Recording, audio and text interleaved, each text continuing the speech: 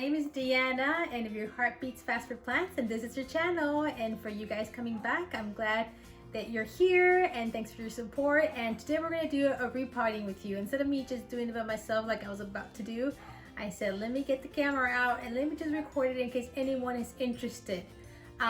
Maybe you guys saw my unboxing of this beautiful Albo Syngonium, and if you did not see it, I'm going to link it up above so you guys can see it. I have had it for only, I want to say about a month max, or 3 weeks, and I was so happy because it did great in shipment, and it did not, I was thinking it might lose a leaf or two because of maybe of cold damage after it arrived, and it didn't. I just stuck this in my IKEA greenhouse and it's been doing great. Obviously, as you can see, it comes in a very tiny pot, and look at the roots. Like I was gonna water it yesterday and I'm like, whoa, it's exploding out of its roots, out of its pot. And since it's already been in my house 3 days to already acclimate, then I can repot it. So it's one of the things that's suggested when you just receive a plant in the mail.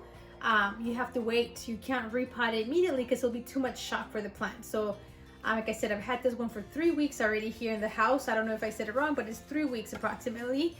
So I can repot. So it kind of, this is the size it was in, and I chose this pot. So it's a little bit bigger than the 2 inches, but not too much bigger. So I think it's gonna do fine. And we're almost in spring, so this one should start growing a lot spring, summer.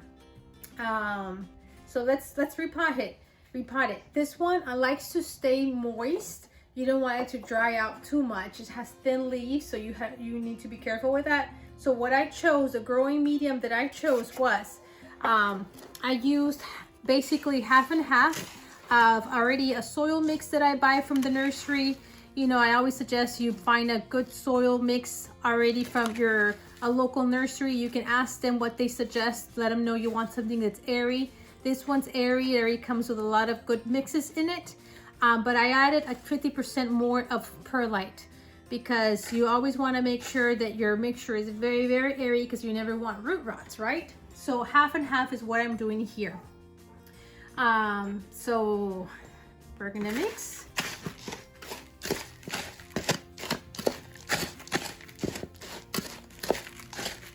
You guys, today it finally got warm. There was a sunny day. It was 69 degrees.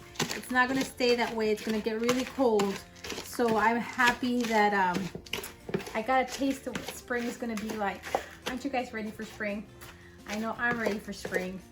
And you know, especially all of us plant lovers know how great this spring is and summer for our plants.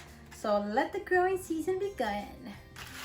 Okay, so I'm gonna go ahead and remove the sticker that's down here.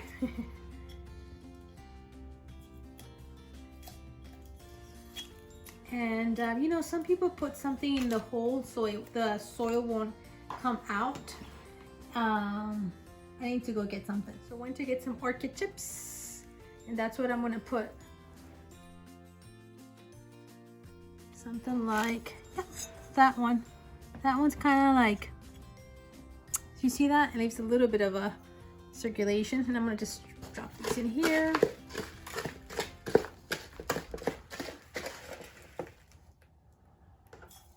So we're gonna start putting the base. And that's it. Now I'm gonna, I didn't water it yesterday, that way it could be dry. If it's drier, it's easier to pull these babies out. So just squeezing on the side to help release it. Being gentle. Yep. Look at that. Beautiful roots. They're nice and thick and strong, right? As if they're just growing more and more lately. Maybe it's the IKEA greenhouse because it's super happy. So we're gonna stick it in here. I'm leaving the soil that it came with too because I think it was happy, so there's no reason to take it out. I'm not messing with the roots much. You know, I know the roots can try to find their way out as they were finding their way out of here. So they should be fine.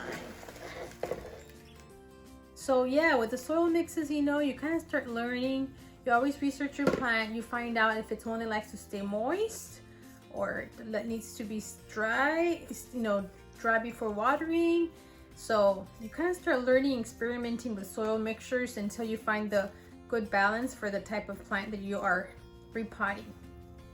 So that's what I would suggest to you. Look it up. Just know that perlite's always a good mix to put in most soil mixtures. Okay, that's easy enough. Now tell me, does this not look cute? It looks the cutest. Look how healthy this plant is. Look, it's already, you can see like little new leaves unfurling. That one, that one, that one.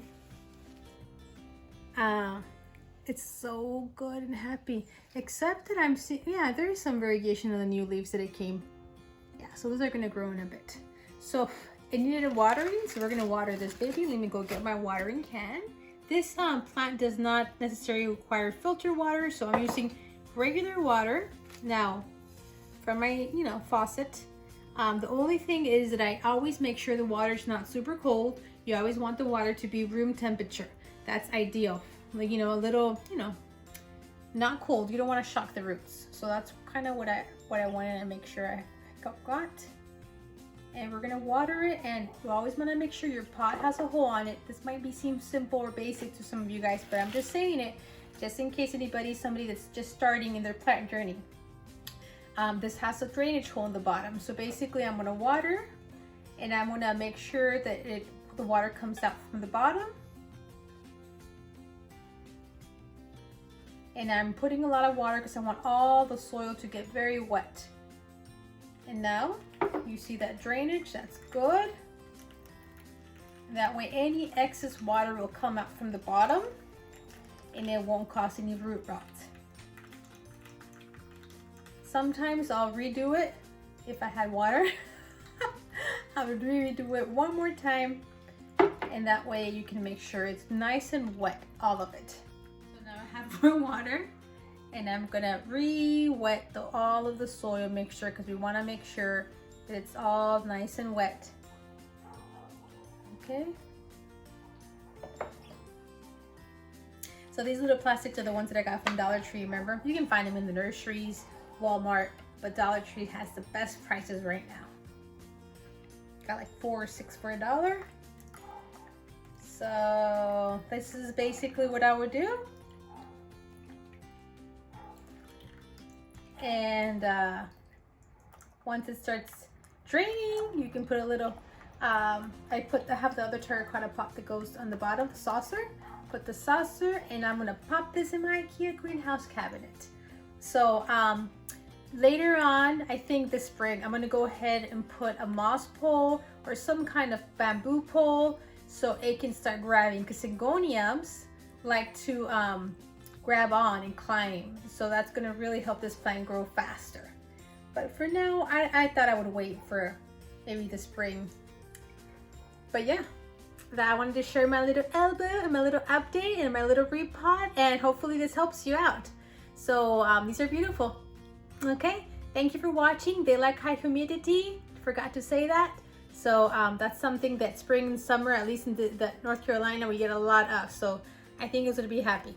Thank you for watching. Thanks for your support. Don't forget to give it a thumbs up and to subscribe if you haven't already. Thanks. Bye.